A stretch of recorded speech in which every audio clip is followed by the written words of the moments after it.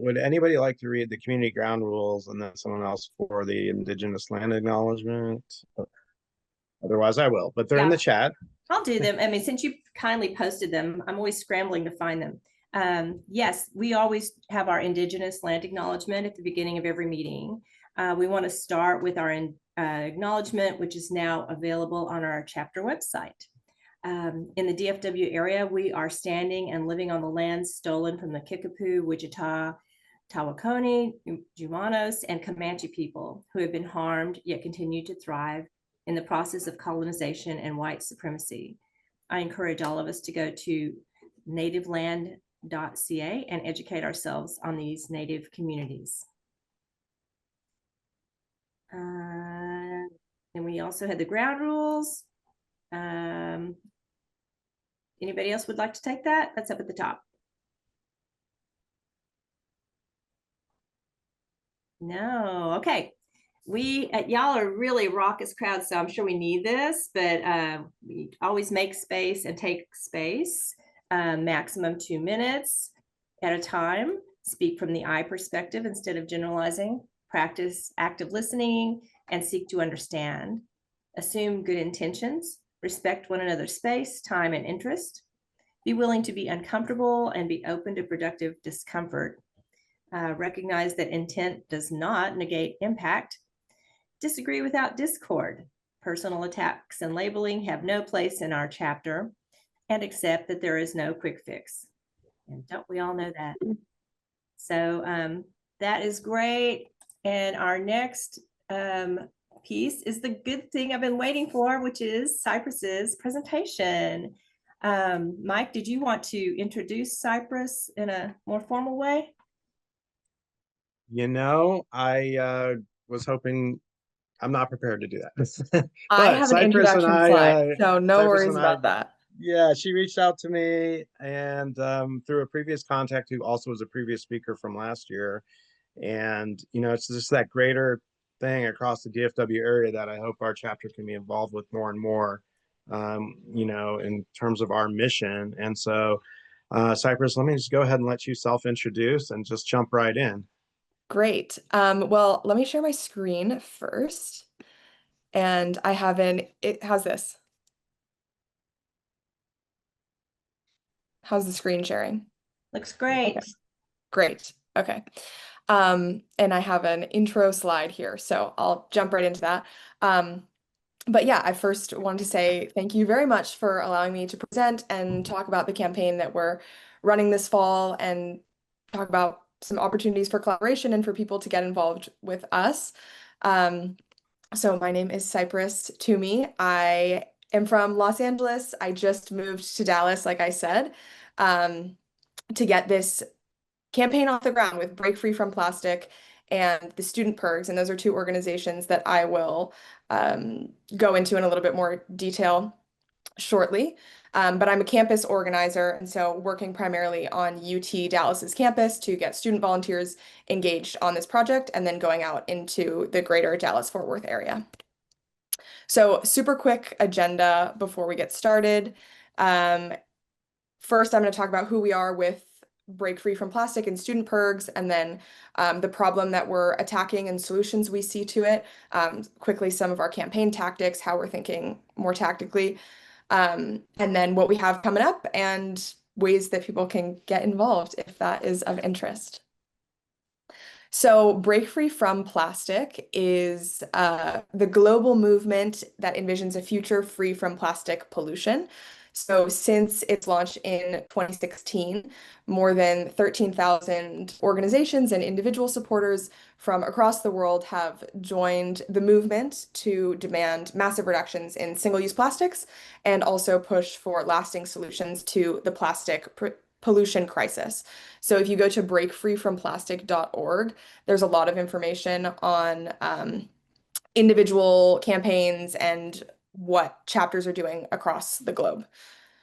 So the overarching goal is to bring systemic change through tackling plastic pollution across the whole plastics value chain. So focusing on prevention rather than cure and providing holistic and effective solutions.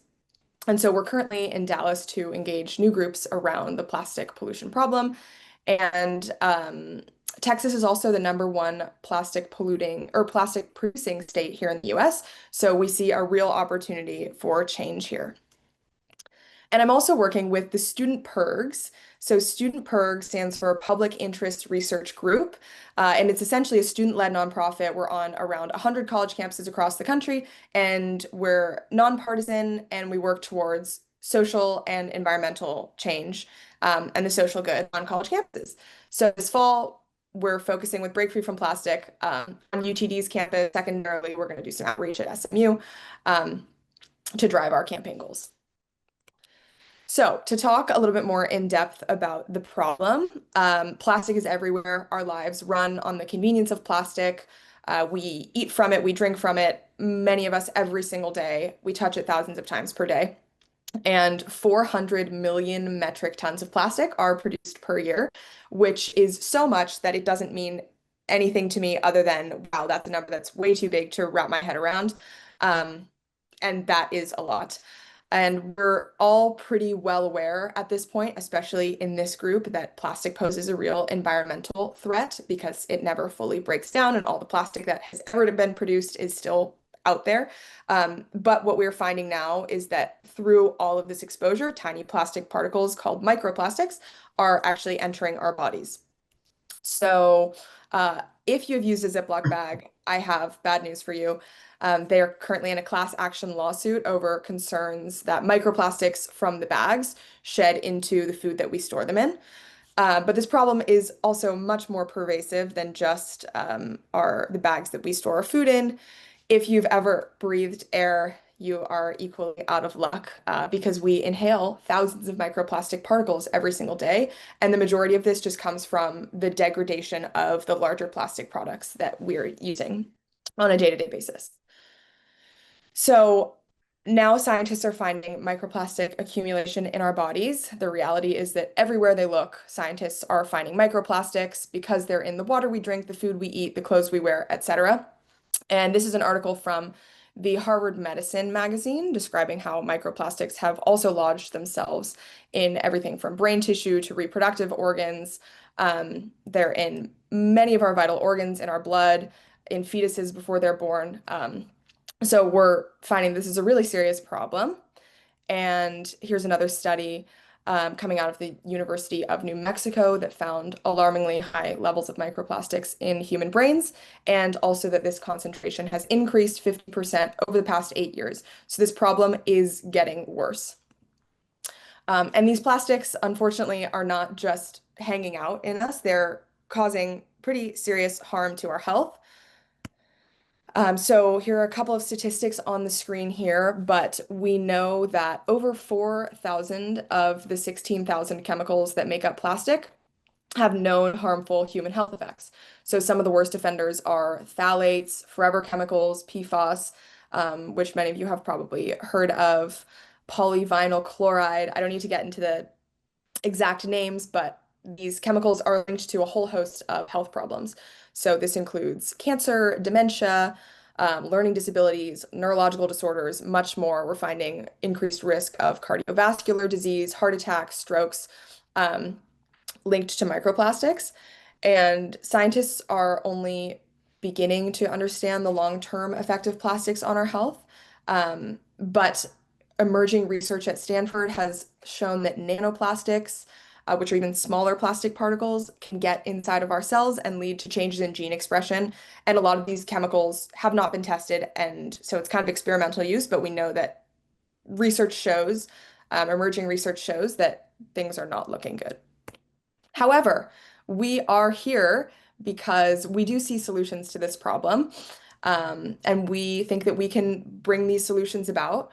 In California, for example, the student PIRGs worked to pass a plastic bag ban, and 12 other states have statewide bans on single-use plastic bags. We've worked to pass bans on styrofoam takeout containers.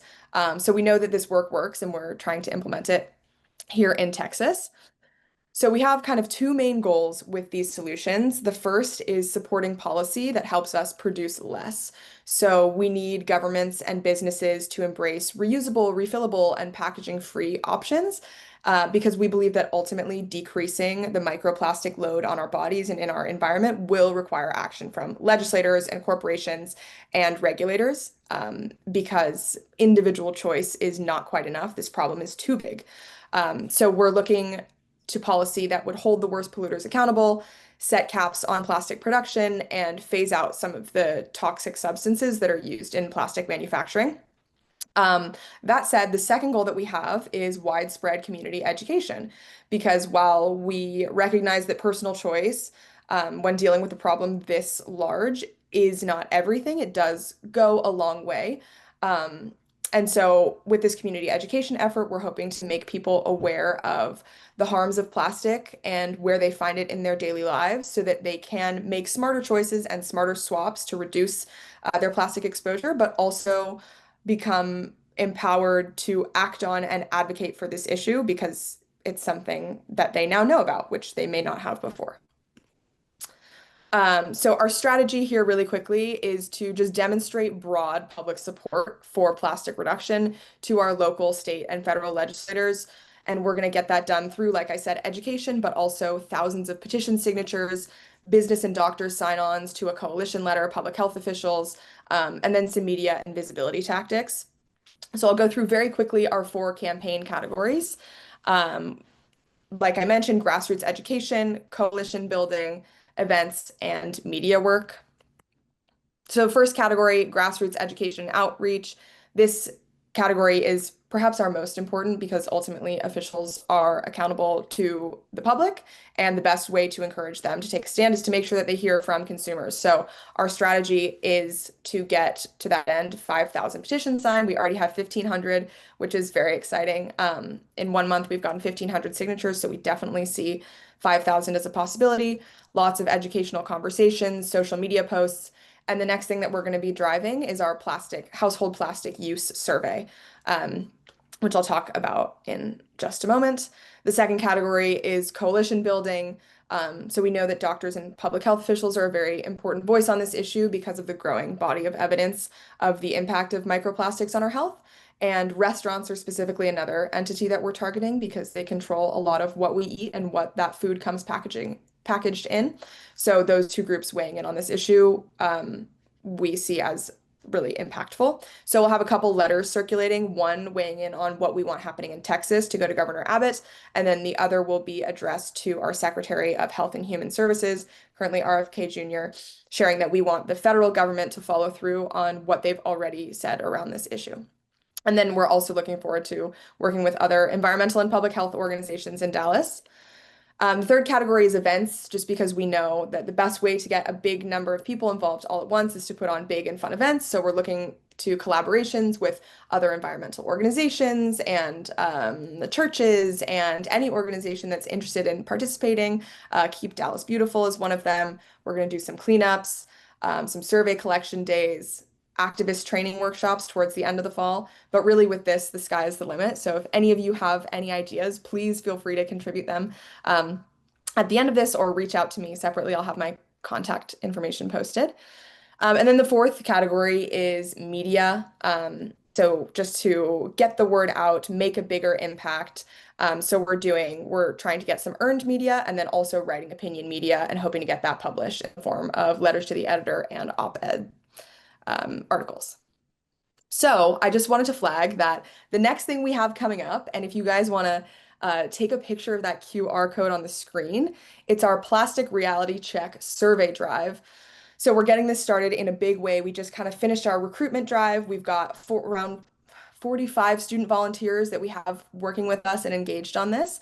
And next, we're going to be collecting hundreds of surveys about daily plastic use that will hopefully be a reality check for people. So this will serve as a data set for future advocacy efforts so that we can say 70% of Americans use X amount of plastic every day.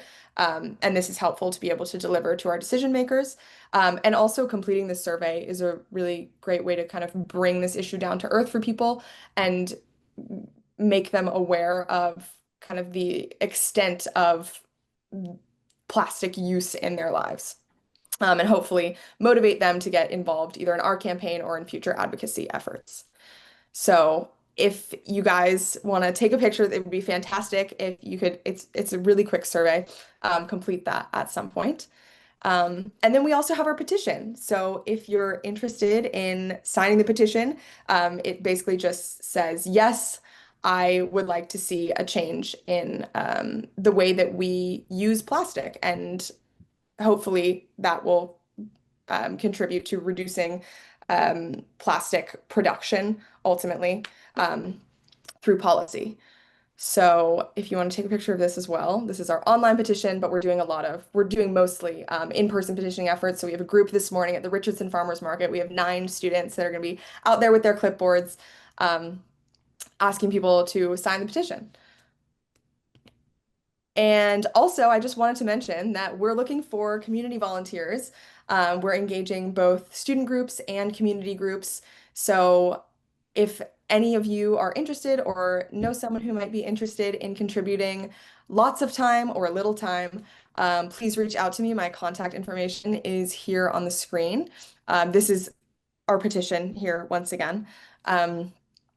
But we would love to work with anyone and everyone on whatever they feel they might want to contribute to this campaign. And that is all I have. So thank you so much. Awesome. Thank you. Should I stop? I'll stop the screen share. Or Yeah. okay, great. Good.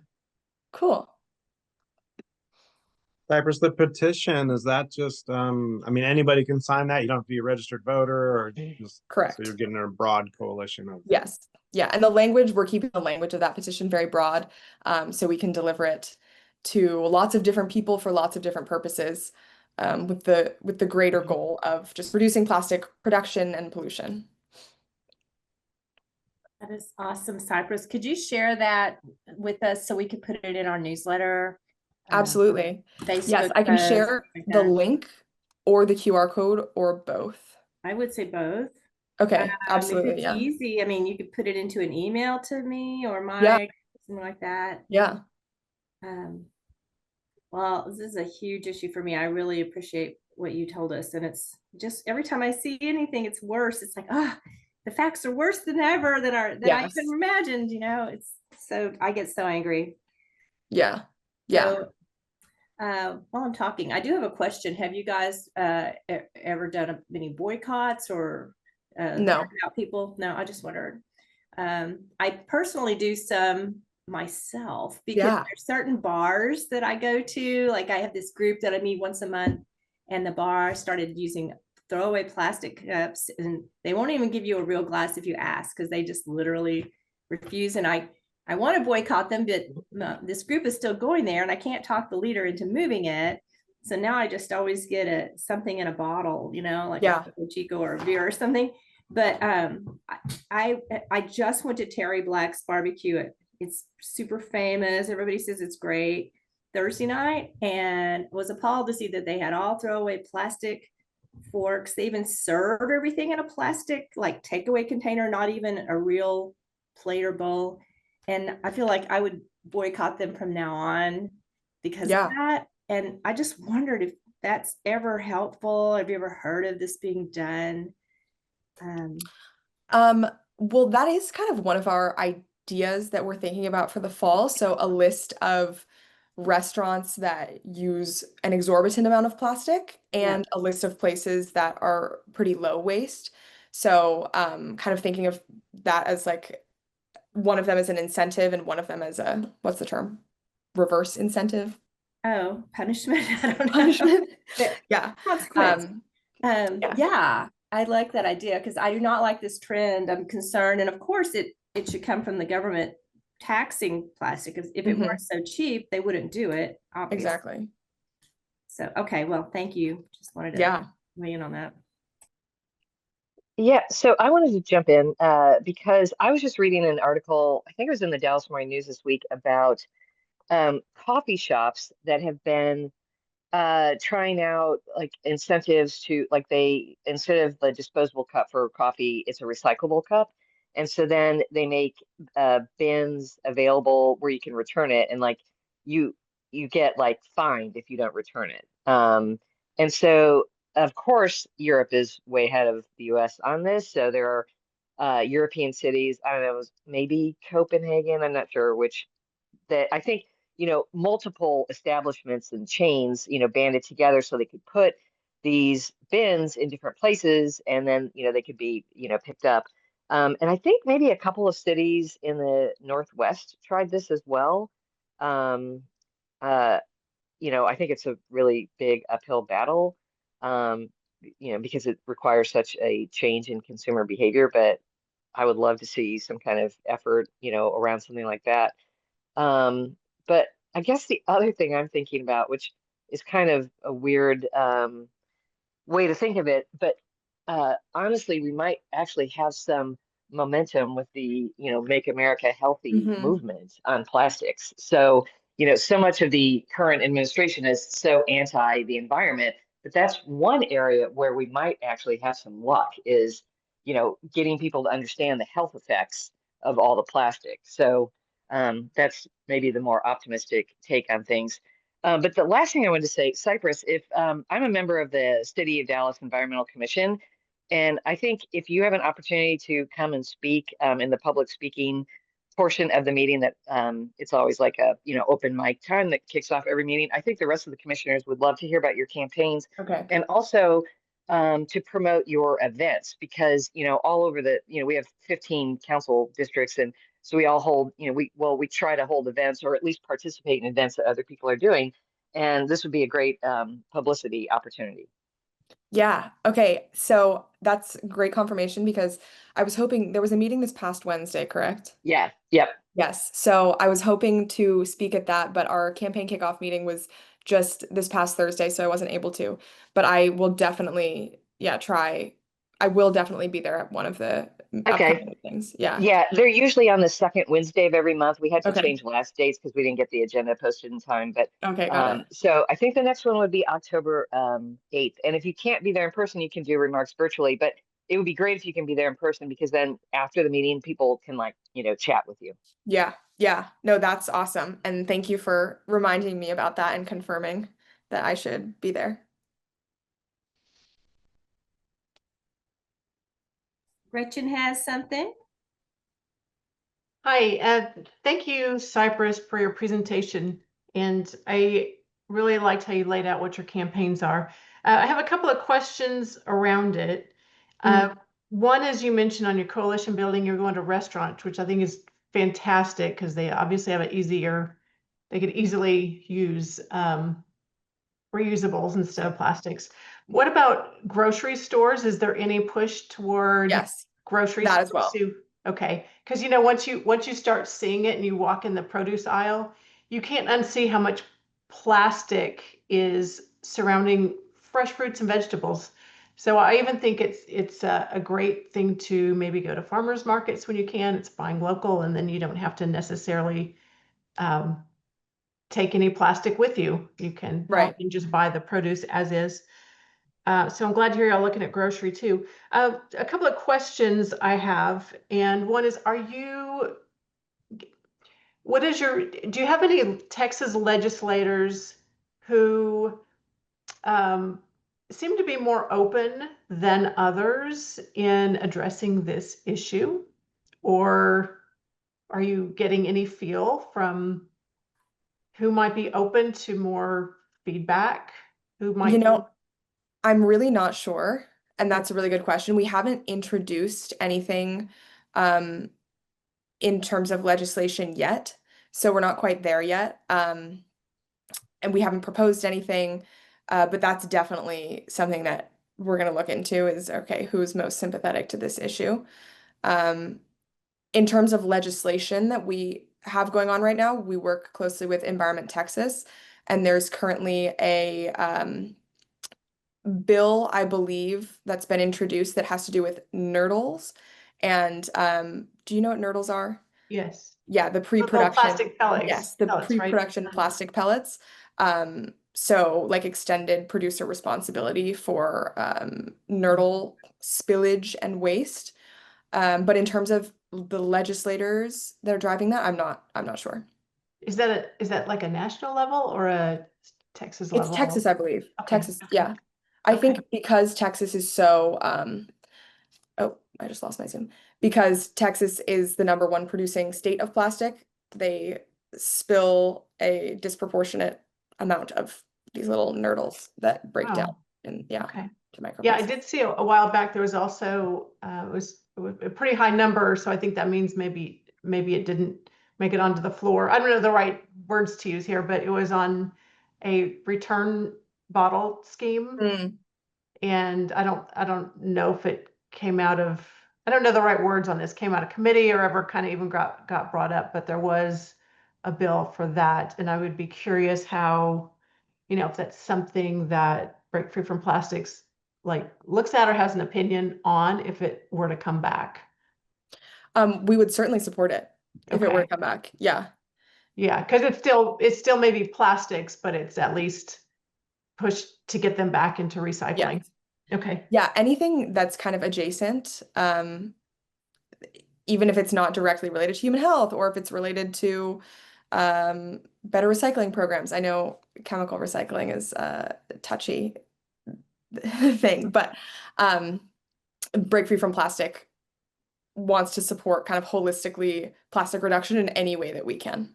Okay. Oh Yeah. yeah, because sure, recycling is producing less. And then one just last question. Do you have any data on if these microplastics or nanoplastics, if they reach like the drinking water supply that we use, like I think Lake Lavon is used for more northern communities, and I'm not sure Dallas gets their water supply from, what is it?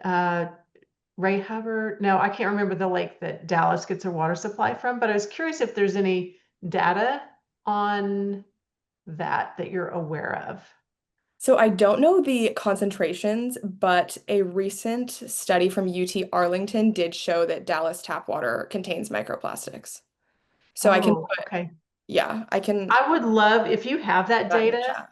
That would be very helpful because I Yeah, do help arrange cleanups with my church. And one thing I try to emphasize is some of the reasons for doing cleanups, yes, not just to make it beautiful, but this is what we're drinking.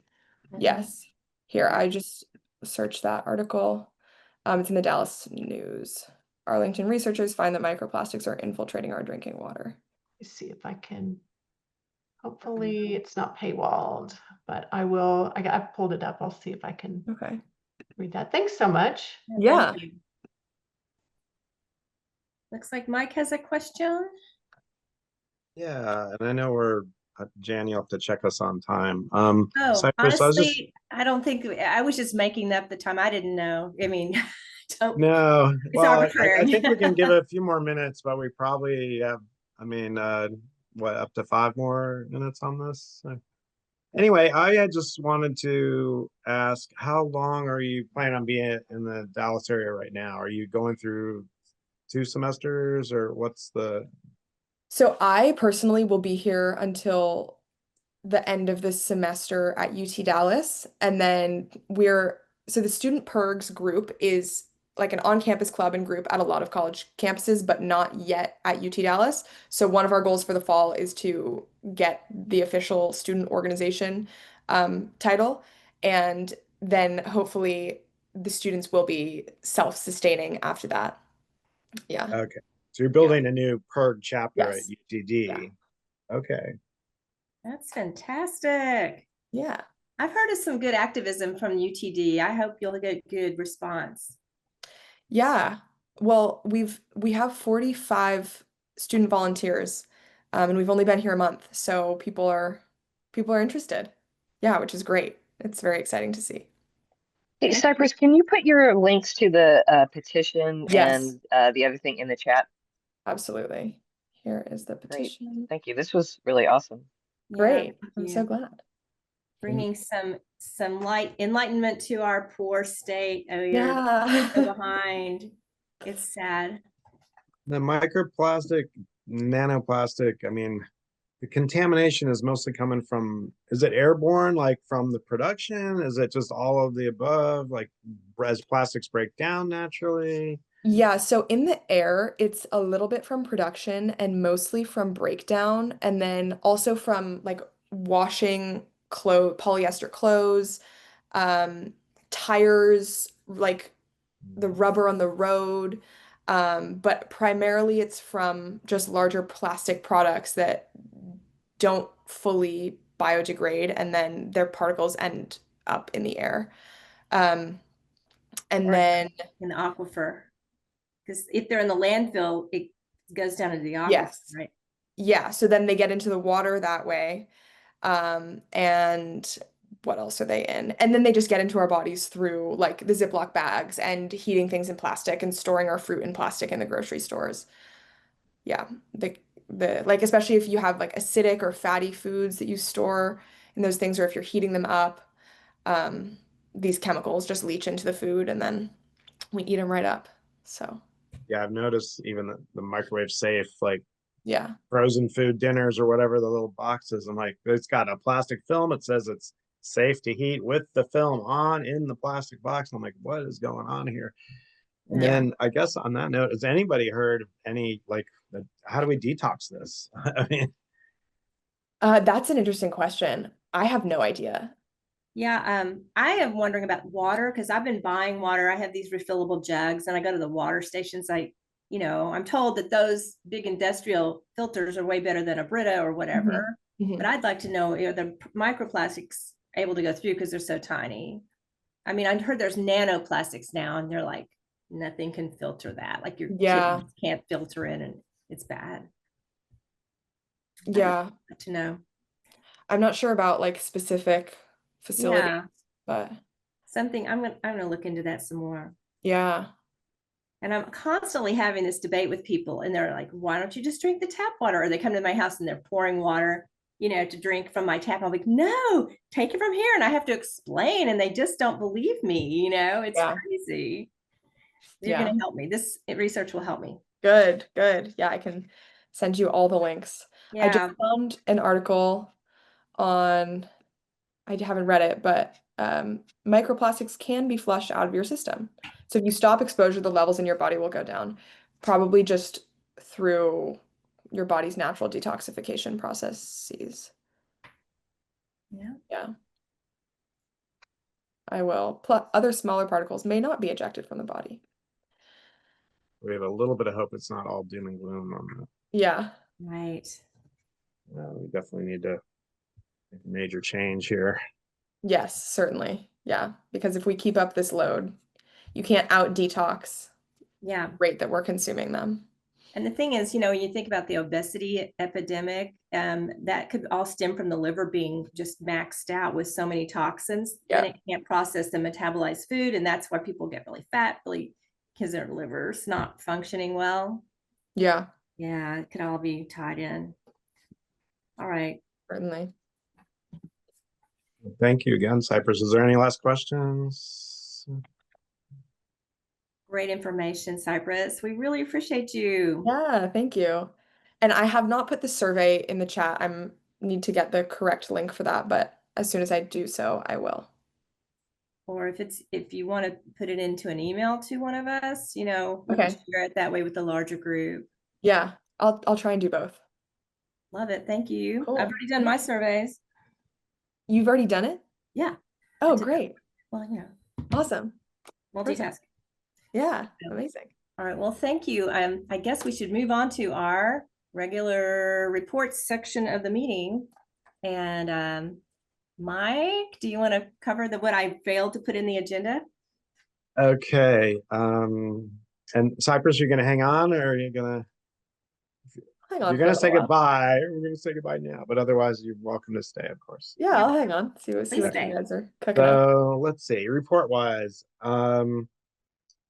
Our treasury report, I'll start with that. We have agreed as a chapter. So Gretchen and Jeffrey, we had an executive team meeting last week and basically have agreed to continue as a fundraising chapter. I put that in quotes because many chapters are not fundraising chapters. They actually accept up to $400 a year from national to pay for their website and that kind of thing, the Zoom expense, etc. So we can fundraise on basically when you go on our website, the link and the donation therefore going to national is actually put in a bank account for us. It's in our personal account. We still have to request funds when we want to spend them, but basically we're a fundraising chapter.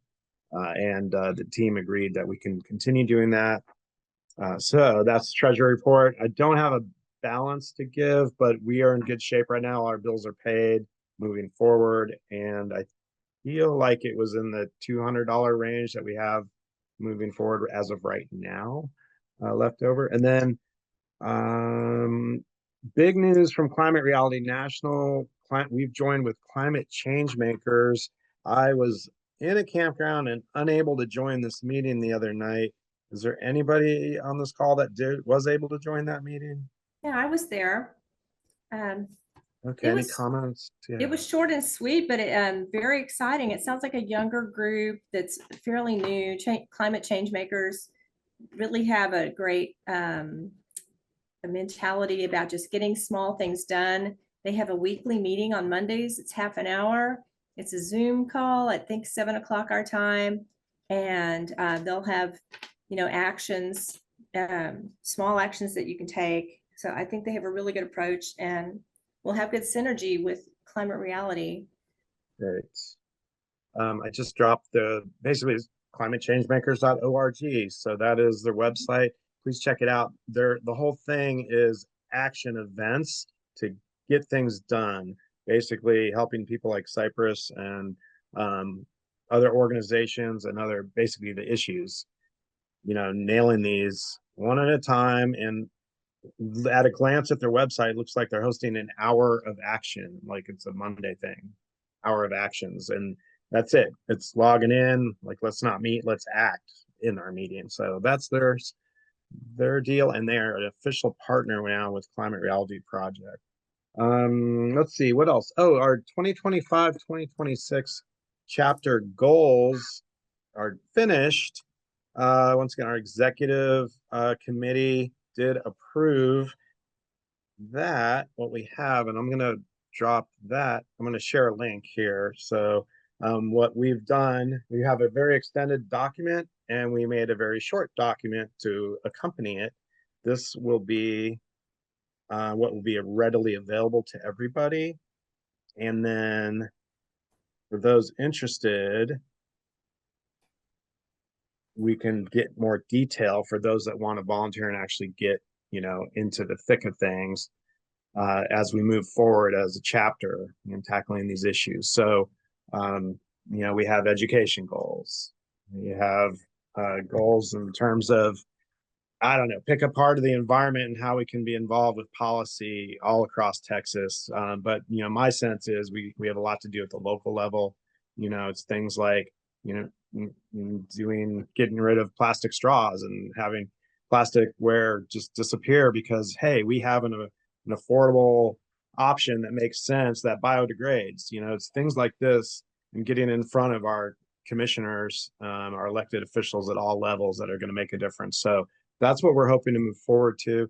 What I'm going to do is just highlight a couple things really quickly. Let's see. So to finish off 2025, we have a goal to build our active membership back up. There's basically, we're going to be building a phone tree with a short script. If anybody wants to participate, please reach out to me directly. But basically, that's finishing off 2025 is trying to reach out by phone to all of our membership. And that is a 6-week goal of mine, starting basically next week, going into our October, we have an in-person meeting. November, we are bypassing a meeting. And then, that'll be our last Zoom meeting of the year. And December, Jan, we need to talk about this as a meetup for everybody. So we really will only have one more Zoom meeting this year. And that was a kind of a separate part of the report that jumped in here with the goals. But briefly, public policy, identify relevant public policies at all levels of government. Where can we educate public officials, the public and elected officials, on said policy? Defending elements of the IRA, so the Inflation Reduction Act, and where there's still money to be had before it disappears from us, from the federal level.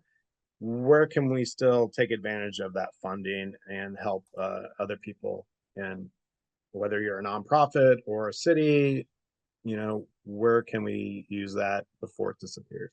Slowing the fossil fuel use and expansion is another goal. Tackling the issue of climate finance, big goal there. Using social media, the Reality Hub, and other vehicles to educate the public on the issue and call for action, including communicating directly with financial institutions and their investors to get them to shift their financing to support renewable energy instead of gas and oil. Nature-based solutions, identifying positive examples of nature-based solutions within the DFW community. And then, you know, number 7, education, which is, you know, inviting our speakers. But there's so much more in terms of education on a broader level, and that's why we need at least the 400 members of our chapter that are out there, and everybody else that are budding environmentalists to jump in and say, hey, we can do this. We can make a difference. We can show Al Gore's slide deck at meetings across the DFW area. And so these are the goals for the chapter, and they can be achieved if we can, you know, have a big membership that is active. So going back to goal number 1. So that's my brief on that. Gretchen, if you want, you know, the extended document, once again, this is just the minimum. There was a lot more to it, but if you'd like to see that, and Jeffrey, Yes. and our meeting the other day, but basically I'd be happy to share that. We basically get in-depth breakdown of how we can achieve these goals, but that's the gist of it. I would love that, Mike, by the way, if you don't mind sharing. Okay. Thank you. Yeah. And did we trade information, Gretchen? I think we did. Maybe you could type your email for me. I think it's in the agenda. I put it in some of the helpful links, I think.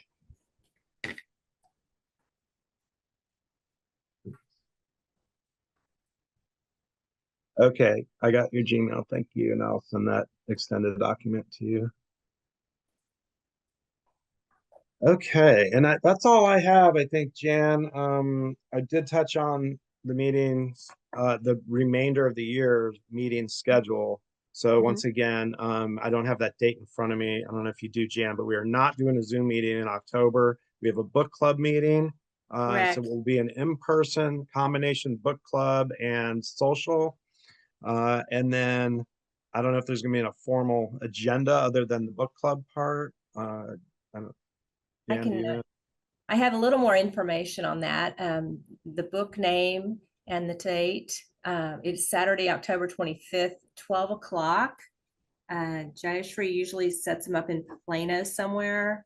Probably La Madeleine was where we met last time. It worked out great. The book name is called Not Too Late, Changing the Climate Story from Despair to Possibility. And it's in the agenda up top. So I think it's a great opportunity to get together in person and have a little meal and read an encouraging book. We need more of that. And anyway, Jayashri will be running that meeting. Thank you. And then to recap again, November will be our last Zoom meeting for the year. I expect to be finished with our 400 plus phone calls directly to the membership to inspire everybody to attend, and then hopefully get out for our social, which could also be, you know, Jan and I have talked about this. I think we have as a group also about combining a cleanup. So maybe we can get with Cypress and see, you know, what kind of student activity and how many people we can get out at a combined cleanup climate reality December social. So that would be awesome. Yeah. And then that's it for the year. And I think that's all I got for us, Jan, so we can move forward. Okay, thank you. Well, I just had a couple of action items on here to remind everybody.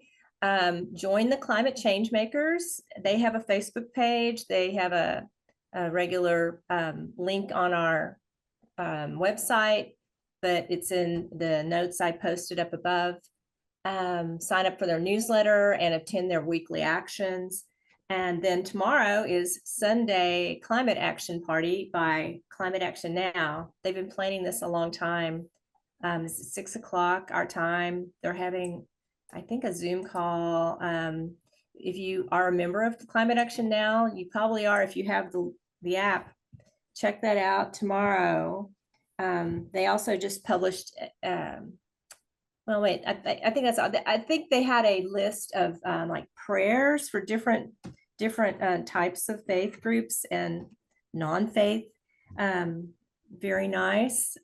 I don't remember if I have the link to that, but it was something like, if you don't have time to go to the meeting, you can just contemplate things, and they kind of are attacking it from the faith-based area. That's tomorrow. Finally, always remember to take your 5-minute actions on the Climate Reality Project webpage. Check it out. That is all I had.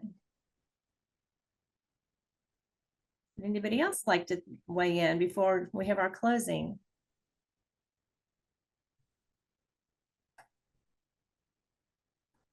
No. Jeffrey, would you like to see us off? Sure. As usual, I've got a poem. It's from a book by Heidi Barr called Just Wild Enough. And the poem is Courage. Look close enough to notice the purple flowers that insist on persisting, even when it might be easier to give in and fade. Even if every other year until now they've laid down their petals in silence. But for this one and that one and her too, the time for speaking up is today. As a new kind of power, a collective rage, channeled into right action, coats the land with the sort of courage shared with purple flowers, the ones who bloom in the season of autumn. They return with a fierce beauty, reminding us that truth always finds a way to speak and be heard. End poem. Thank you so much. Good grounding moment. Love that. Love that. That was a beautiful finish. Truth always finds a way to be heard.